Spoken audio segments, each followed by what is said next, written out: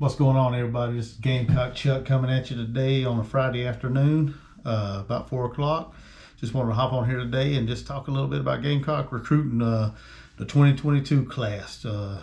Last year was a very dismal year. Finished 2-8 for the season, and Will Muschamp, that was the end of the road for him. Couldn't develop the talent, couldn't get the right recruits in, so out went Will Muschamp, and in comes old Shane Beamer. And I know a lot of people out there gave Shane negative reviews. No, he won't make it. He won't do good.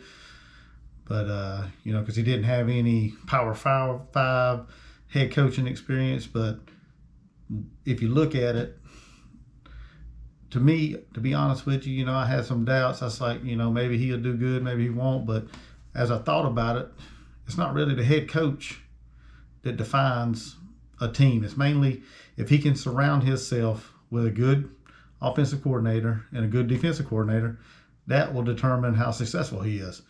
I'm pretty sure old Dabo Swinney and Nick Saban and any head coach out there in college football is not in the backyard drawing up football plays.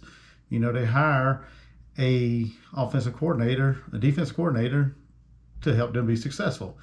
It's not them that's calling the plays. So I'm gonna give him an opportunity. I hope he does well. I hope hope everything turns out good for him, and I hope he's surrounded himself with a good staff, and hopefully he'll start surrounding himself with the right players for Marcus Satterfield's offensive scheme, and that's the key right there.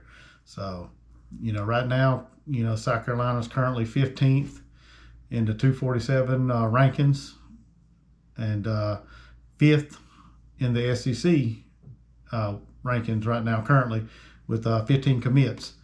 With their highest commit is a 4-star quarterback from Delaware. Yes, I said Delaware. Nobody really thinks about Delaware whenever they recruit him. But he's a 4-star quarterback out of Delaware. Pretty good sized kid. Good accurate throw and good mobility. So he's an all-around dual threat quarterback. Hopefully, he'll come in and pick up on the system, next year, and we'll see how it goes. And then outside of Braden Davis, we got another 4-star offensive tackle, Ryan Brubaker out of Pennsylvania. He's pretty solid, good pickup right there. And then the rest of them is pretty much a bunch of 3-stars. The other 13 of them, I think, is a lot of 3-stars. But I don't put a whole lot of hype, a whole lot of thought into stars and rankings and stuff, especially this past year. A lot of high school football was cut short. Nobody really played a whole lot. These young kids didn't have a whole lot of footage out there to be evaluated on correctly, I don't think, personally. We'll see. It's not always stars that translate into wins. It's the athlete's heart and determination and how well they pick up the system, and the coaches just surrounding them, so and their playing style. So if you get the right athletes with the right coaches, I think you can have a successful team.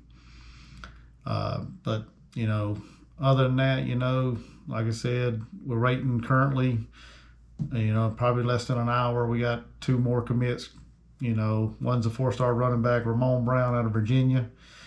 He's got Virginia Tech, Maryland, West Virginia, South Carolina, and Penn State, I believe, is his top 5 that he will be choosing from.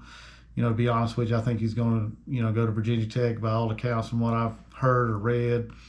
But in the end, it's not going to really hurt us because we're pretty stacked in the running back department. I feel, we got, Zaquandre White, Rashad Amos,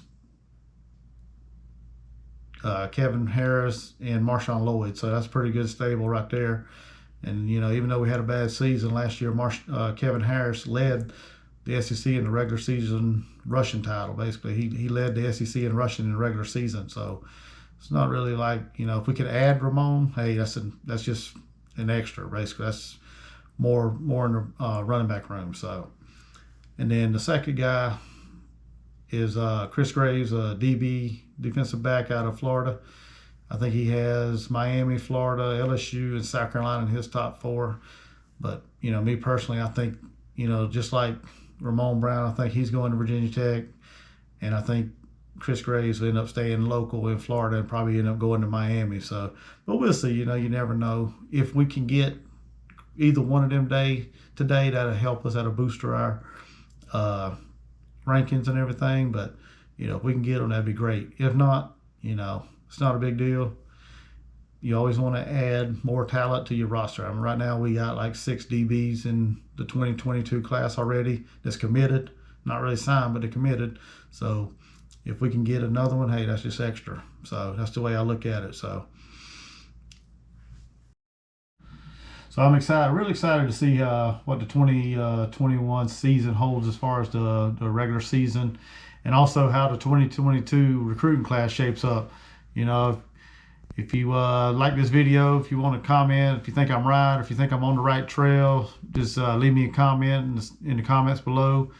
Hit the like button, hit the subscribe button if you ain't already subscribed.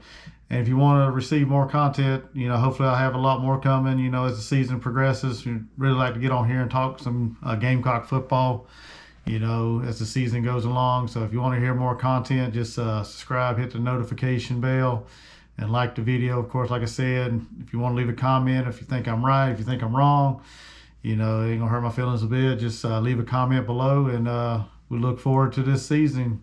Welcome home. Go Shane Train 2021, baby.